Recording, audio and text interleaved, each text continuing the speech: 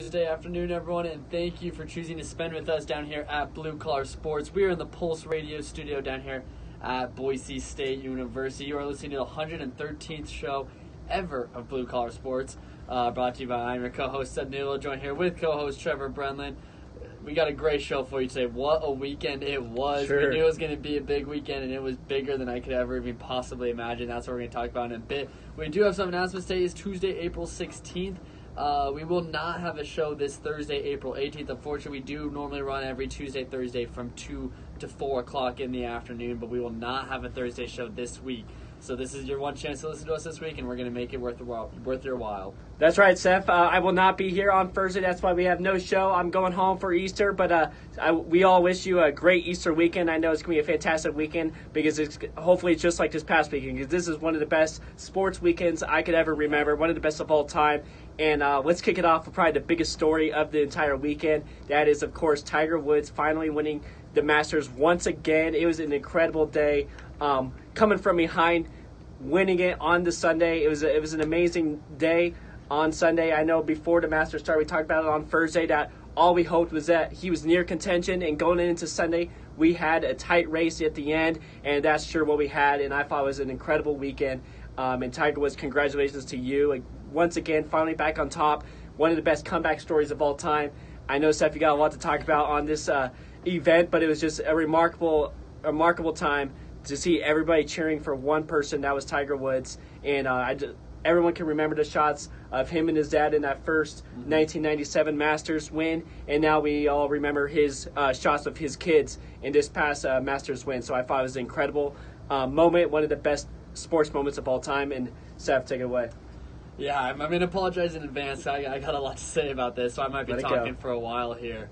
But Tiger, I'm probably one of the biggest Tiger fans. I know there's a ton of them, but I've always been a huge Tiger fan. I just really wanted to say thank you. I'm going to go off a lot about it now. But what's incredible about this, and Tiger, a lot of people, when they think of green and red, you think Christmas. I think of Tiger's red on Sunday and that mid-April day, putting on that green jacket. Wow. And to be honest, like I said, I'm one of probably the biggest Tiger fans out there. I never thought I would see this day again. And I'm going to go through everything, obviously, that he went through here in a bit. But I truly never thought that I would. I didn't pick him to win this Masters. I always jokingly say he's going to win every tournament, but I did not actually believe. I actually in the beginning picked Ricky or Molinari. Molinari was in it for a while. Yeah, he had a shot. But Tiger Woods, and what's so great about this moment, and why I want to say thank you is I truly do believe this was the greatest sports moment I think I've ever witnessed. Wow. It was that powerful. That 4 minutes of watching him celebrate, watching him hug his kid. You talked about him hugging his dad.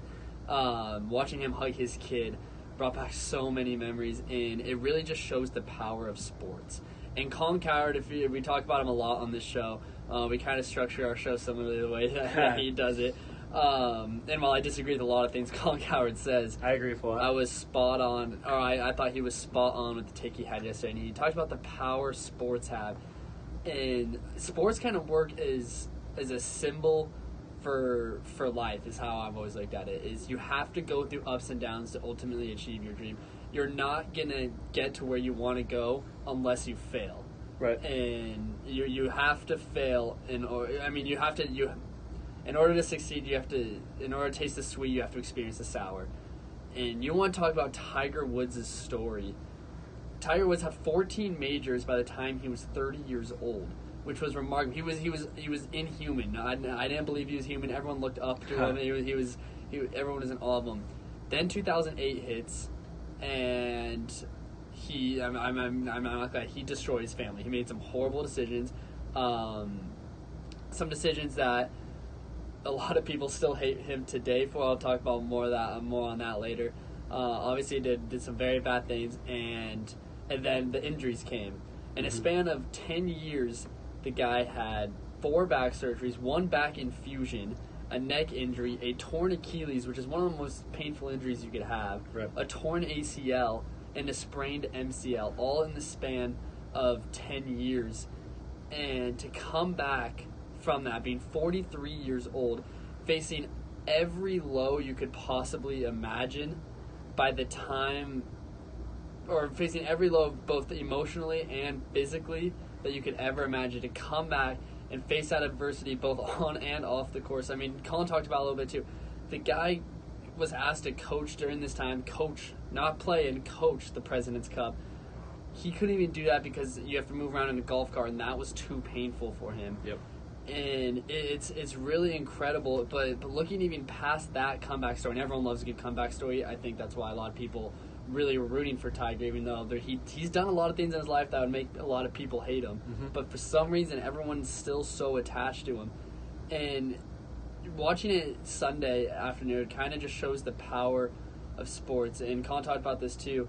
And I agree with it, that I mean, I've always been on the train of keeping politics out of sports, because I think sports offer so much that politics promises to but doesn't deliver on. Like how to unite us and bring us together, bring us on one team, and that happened Sunday. It's been a long time since this country's experienced that. This country is probably more divided than it ever has been, but you see it with sports. Sports has the power to bring everyone together. I mean, there's been countless examples. 9/11, the New York Yankees, the team a lot of people hated, but when 9/11 hit, the team rallied around that. They ended up winning the World Series that year. Reminds me of Houston Astros a couple years ago with the hurricane. And it just shows the greater power that it could truly unite people, and it's remarkable. It's hard not to get emotional talking about. I know we're biased in that we're sports guys. We do a sports radio show, so it's obviously we're going to be a little bit biased in that idea. But for one man to do that, one man, Tiger Woods, and it's interesting because golf. When you watch golf, I work at a golf course, and so I'm around a lot of golfers. You don't really see a lot of people that are like rooting against people, because golf is kind of a sport where you just kind of like watching because you like these guys and you want everyone to succeed. You just want to see who comes out on top. Everyone wanted Tiger Woods, except for maybe my mom. She did not like Tiger Woods. But everyone wanted Tiger Woods, and it's because of this comeback story. And I could talk about all those injuries, and it reminded me, two names come to my mind when I watch this happen. Two guys I'm huge fans of as well, and that's Michael Jordan and Kobe Bryant.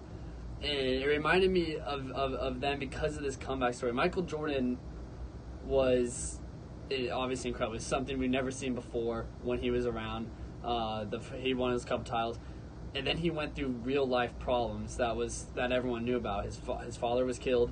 Went to go play baseball, struggled mightily, never made it into his career in baseball, never even got a chance to play in the pros. Mm-hmm.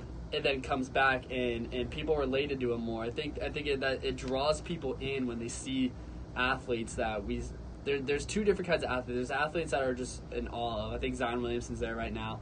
Guys that just like absolutely wow you. But what really draws people together on these athletes is when you can relate to them. You can relate to Tiger Woods. Everyone's made mistakes. Obviously, probably not on quite the surface that Tiger Woods has, but everyone makes mistakes. Everybody goes through very tough things, but it's about overcoming that. And I think that shows the power of sports. Michael Jordan did it. He came back after his whole baseball blow up, and his father passed away. Kobe Bryant did it when he tore his Achilles. I thought he might be done playing. Gets up, makes 2 free throws, says in the interview he can't even walk. Comes back, scores 60 points in his final game. It's truly these remarkable stories that I think is what draws people in. It's hard not to get emotional about him being a sports fan, but Tiger, we owe you one. I think this was truly, out of all the stories, out of all the sports things I've seen, I truly think this was the greatest sports performance I've ever seen. Yeah, I can't say it any better than what you just said, Seth, but I think it really shows you that sports is more than anything. That it's more. It could change people. It could change towns. It could change a country, just like it did on this Masters Sunday. Don't let anybody ever tell you that sports can't change you. Yeah. That it can't change what you're about, because it's more than just what a sport is. It's a much bigger connection than anybody could ever really know, because nobody can really talk about it. It's just a feeling that somebody has, and it's tough to describe it because it's something that you either have or you do not have. And you brought up a lot of great points on how there's been a lot of great comeback stories for towns. You brought up New York. You brought up Houston. Also, New Orleans and Katrina. Yeah, the Saints coming back and winning the Super Bowl and that. You've seen it a lot with big cities, big towns like that, but have we ever seen it about a country? Right. I don't know if we have ever seen that before, and I think this is what Tiger Woods possibly just did this past Sunday, which obviously would be maybe the biggest moment in sports history.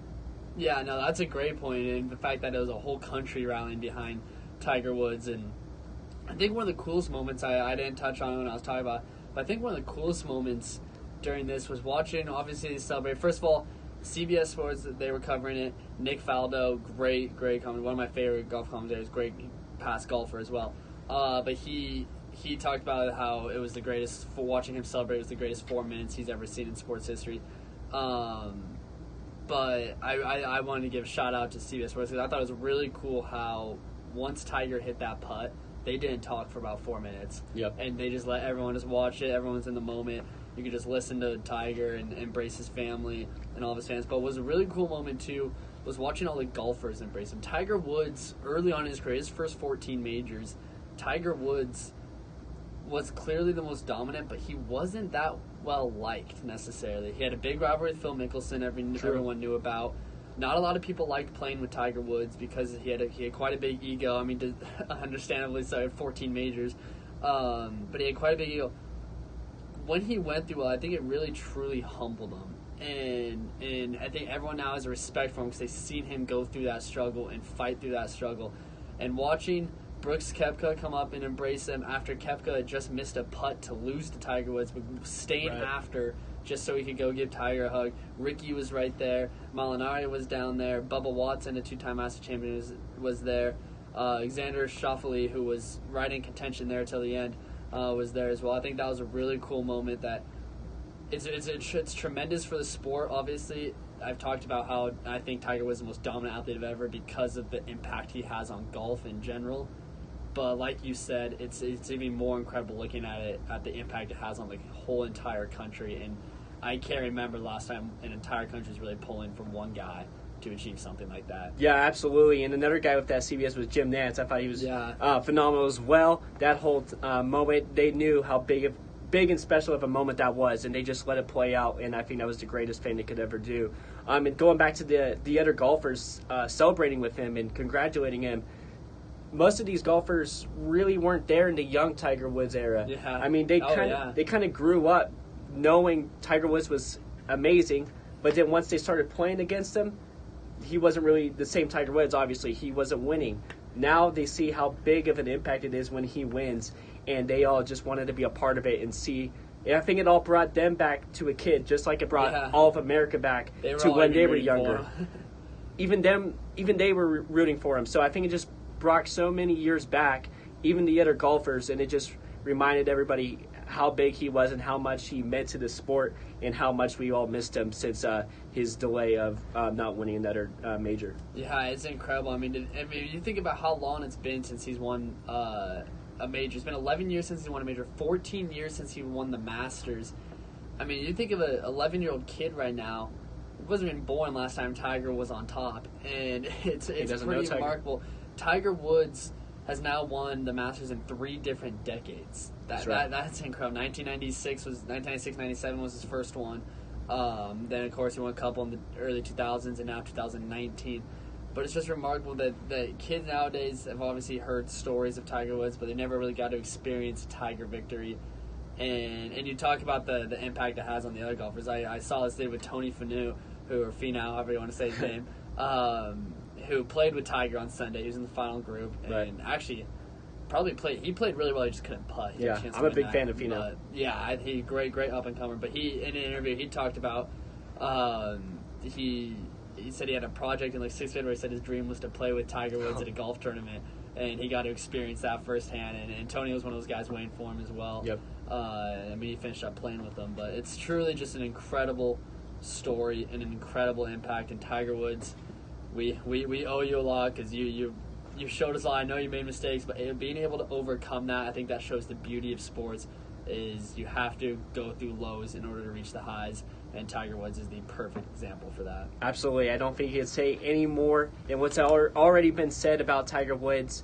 He overcame a lot. He had his ups very early. He had his downs right after, and now he's back, and we all feel more connected to him than ever before. So I think we all owe him a big thank you for reuniting all of us and making us kids again and uniting a country more than ever.